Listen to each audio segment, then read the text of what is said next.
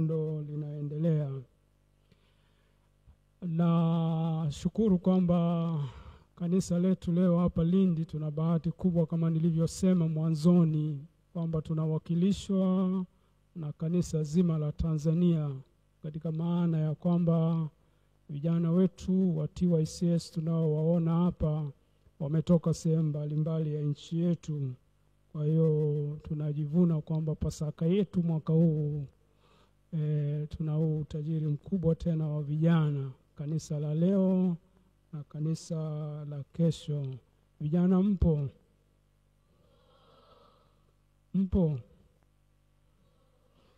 Naona karibu mnataka kulala. Kwa nafasi hii mimi naomba nitoe pia ujumbe wa Pasaka kwenu nyinyi ndugu zangu wana Lindi, lakini pia kwa kanisa letu la Tanzania kwa niaba ya baraza la maaskofu, lakini pia kwa watu wengi wote wenye mapenzi mema. Kama tunavyofahamu wote, mwaka huu ni mwaka wa uchaguzi mkuu. Mwaka wa 2025 ni mwaka wa uchaguzi mkuu. Huu ni mwaka wa uchaguzi mkuu kwetu Tanzania. Ni tukio muhimu kwetu sote. Nchi yetu ni nchi ambayo iko kwenye mifumo ya vyama vingi. Ilianza kabla, lakini mwaka 1995 kama tunavyofahamu nchi yetu ilianza mifumo ya vyama vingi kwa kuingia katika uchaguzi wa vyama vingi. Tunamshukuru sana Mwalimu Julius Kambarage Nyerere, mtumishi wa Mungu na baba wa taifa, kwa sababu kwa kweli yeye ndiye aliyeamua wakati ule. Ile kura ya maoni ilipofanywa, ilionekana ambao walitaka twende kwenye vyama vingi walikuwa wachache sana, na inasemekana ni mfumo wa vyama vingi wakati ule walisema labda 20%, lakini Mwalimu Nyerere akasema hapana, lazima tuingie kwenye mfumo wa vyama vingi. Akasisitiza kwamba msipoingia kwenye mfumo wa vyama vingi, vinginevyo upinzani utatoka ndani ya chama kimoja. Kwa hiyo ndugu zanguni, uchaguzi ni zoezi muhimu sana, kwani tukifanya vizuri utatupatia viongozi bora na wazuri. Hoja mbalimbali zinatolewa sasa hapo kwetu nchini. Bahati mbaya sana, hoja hizi mbalimbali zinazotolewa hazionyeshi kutupatia uchaguzi wa haki na kweli. Tuziangalie baadhi ya hizo hoja. Katika falsafa tulifundishwa wakati mimi nikiwa mwanafunzi wa falsafa miaka hiyo kwamba kawaida hoja premises sijui tasfiri sahihi kwa Kiswahili, labda hoja premise ya kwanza lazima ifuate premise ya pili. Premise ya kwanza ya pili. Kwa hiyo falsafa ina premise mbili tu, ya kwanza na ya pili. Ya kwanza ukiitoa, ya pili ikifuata, ya tatu lazima itoe suluhisho. Hiyo ni falsafa. Premise ya kwanza, ya pili, ya tatu lazima utoe solution. Lazima utoe suluhisho. Lazima ufanye conclusion. Tuangalie moja ya hoja. Hoja zilizotolewa. Hoja ya kwanza ambayo inatolewa, tuchukue kama premise ya kwanza hiyo. Tuone kama hiyo inaweza kutupatia uchaguzi wa kweli na wa haki. Premise ya kwanza katika hiyo hoja ya kwanza, ile premise ya kwanza: mwaka huu 2025 ni mwaka muhimu kwa taifa letu kwa sababu ni mwaka wa uchaguzi mkuu. Sikilize vizuri, premise ya kwanza: mwaka huu 2025 ni mwaka muhimu kwa taifa letu kwa sababu ni mwaka wa uchaguzi mkuu. Premise ya pili inayofuata: uchaguzi mkuu utafanyika kwa kutii katiba, sheria na kanuni zilizopo, bila kujali kama kanuni hizo zitazingatia haki za watu au la. Premise ya pili hiyo. Uchaguzi utafanyika kwa kweli kwa kutii katiba, sheria na kanuni zilizopo, bila kujali kama kanuni hizo zitazingatia haki za watu au la. Suluhisho lake, conclusion. Ukizifuata premise hiyo sasa, ya kwanza, ya pili, conclusion yake itakuwa hivi. Kwa hiyo atakaye hoji na kudai katiba, sheria na kanuni za uchaguzi zirekebishwe kabla ya uchaguzi, atatasfiriwa kuwa hataki uchaguzi ufanyike, ni mhaini na atahatarisha amani ya taifa letu. Solution yake hiyo. Sasa hoja ya kweli, premise ya kweli ndio inayofuata. Hii hoja ya kwanza inaweza kutupatia uchaguzi mzuri. Hoja ya pili, premise ya kwanza: mwaka huu wa 2025 ni mwaka muhimu kwa taifa letu kwa sababu ni mwaka wa uchaguzi mkuu. Premise ya pili yake: uchaguzi wa kweli ni ule utakaofanyika kwa misingi ya haki, kwa kufuata katiba, sheria na kanuni zilizokubaliwa na wananchi. Kwa hiyo, solution: viongozi watakaochaguliwa kwa uchaguzi kama huo ni tunda la haki na la kweli. Kwa hizo ni hoja mbili. Kwa hiyo utaona ni hoja ipi inaweza kutoa uchaguzi mzuri. Kwa nini mifumo ya sera ya uchaguzi ibadilishwe? Kadiri ya mang'amuzi, uchaguzi wa 2019, 2020, 2024 haukuwa wa halali wala wa haki. Unamhakikishiaje mwananchi huyu kwamba uchaguzi mkuu utakuwa halali? Tangu uchaguzi wa serikali za mitaa ufanyike, bado hata miezi 6 haijapita. Leo unawezaje kuhakikishia watu kuwa uchaguzi mkuu utakuwa wa haki? Kasoro zilizobainishwa uchaguzi wa 2024 hazijarekebishwa wala kujibiwa. Kasoro kama za watoto kuandikishwa, watu waliofariki au kupotea kuandikishwa hazijajibiwa. Hakuna aliyesema huyu mnayesema alifariki huyu hapa, hatujaonyeshwa. Pia wahusika bado hawaoni. Vyombo vya ulinzi na usalama kama sehemu ya uchaguzi ni shida na kasoro.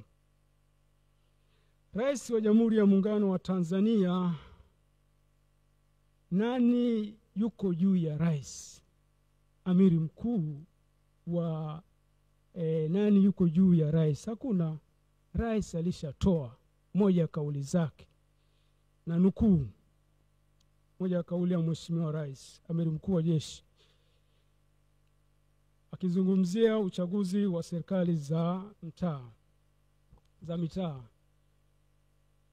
Uchaguzi wa serikali za mitaa, mwanzo wa nukuu, ni uchaguzi muhimu sana, kwani tunachagua viongozi tunaoishi nao kwenye maeneo yetu. Nakubaliana nanyi pia kwamba ipo haja kwa vyama vya kisiasa kuhakikisha kwamba vinateua wagombea wazuri ili kuwapa wananchi wigo mpana wa kuchagua viongozi walio bora.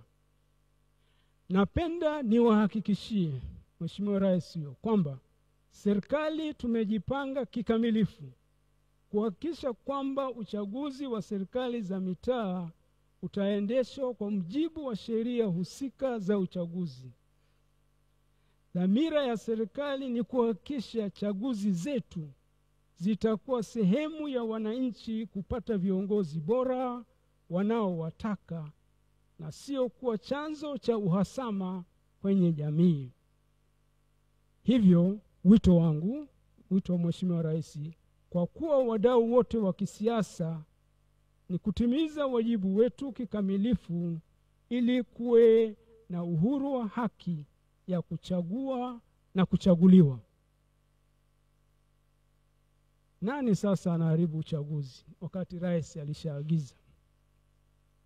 Tume ya uchaguzi. Tume ya sasa haifai. Kama ndio walioharibu uchaguzi wa 2024, kwanza wana ukakasi katika kutasfiri kwao kanuni za uchaguzi. Pia kwa maeneo waliokuwa kabla na waliowateua, ni ngumu kwao kusimamia haki. Huku nyuma sisi tulishapendekeza tume iweje, tukitaja mifano ya nchi jirani zinazotuzunguka. Kulinda amani ni jukumu letu sisi wananchi, kulinda amani ya nchi yetu, kwa sababu amani inapatikana kwa shida sana, na tukipoteza hatutaipata. Katika hali ya kawaida, nani anaharibu amani?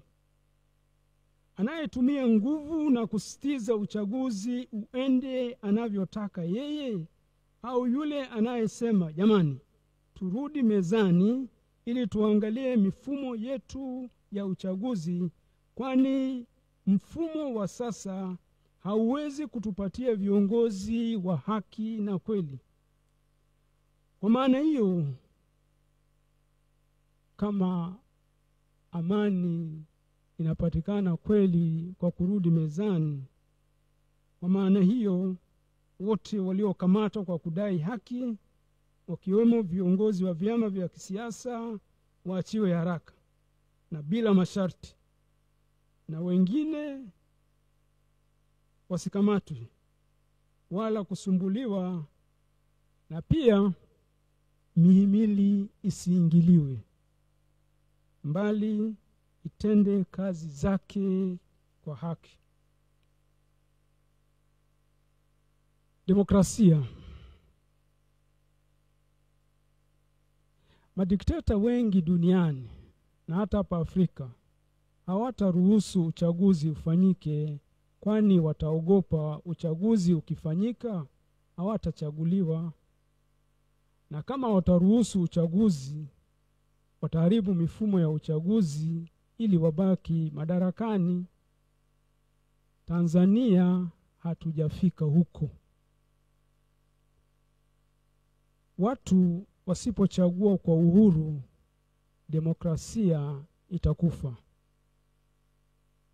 Hii ni nchi ya waelewa, nchi ya wastaarabu, nchi ya wachamungu na wenye kupenda demokrasia na amani.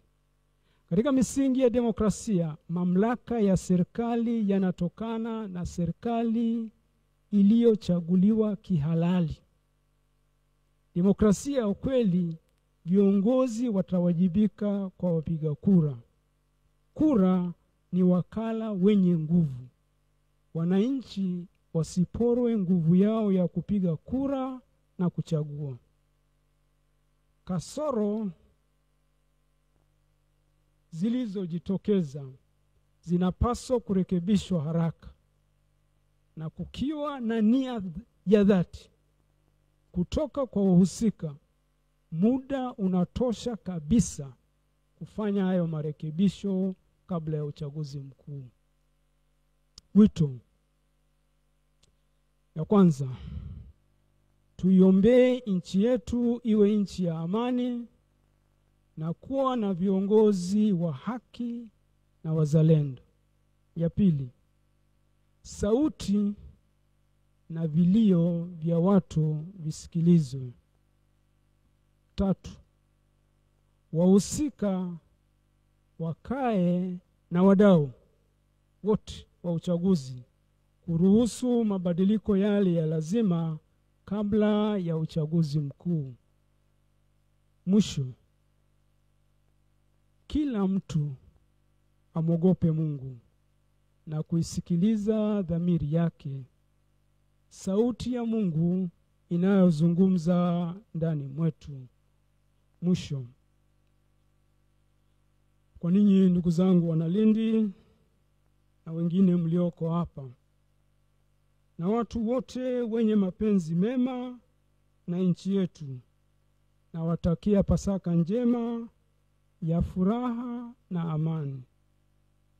Kristo mkombozi aendelee kutukomboa kutoka kwenye dhambi zinazojirudia na magumu mengine yote yanayoturudisha nyuma.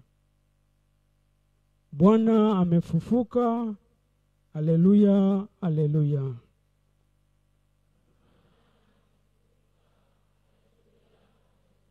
Bwana amefufuka. Haleluya, haleluya.